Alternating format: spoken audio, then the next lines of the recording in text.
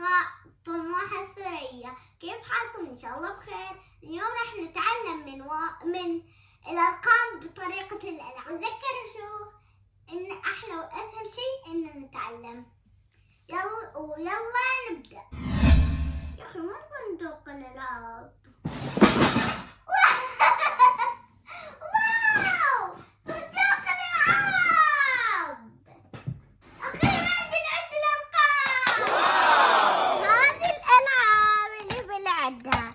الحين خلنا نشوف شو الألعاب اللي عندنا وكمان واو حصان.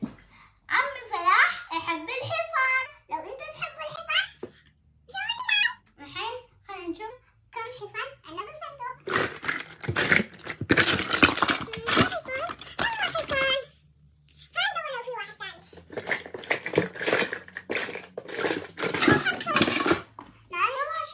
يعني عندنا 1 2. والحين خلينا نشوف شو هي اللعبة الثانية. أصدقاء. هذه مثل أنا وهذه إيمان. الله اشتقت إيمان واجد. الحين خلينا نشوف لو في أصدقاء ثانيين.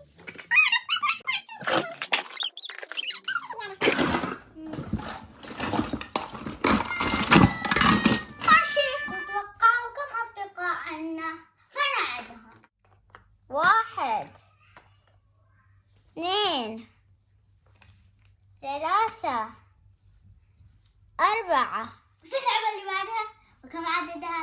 يلا خلينا نشوف. كب كيك. أنا أحب كب كيك فراولة. كب كيك شوكولاتة مفتوح. خلينا ندوره. كب كيك كراميل.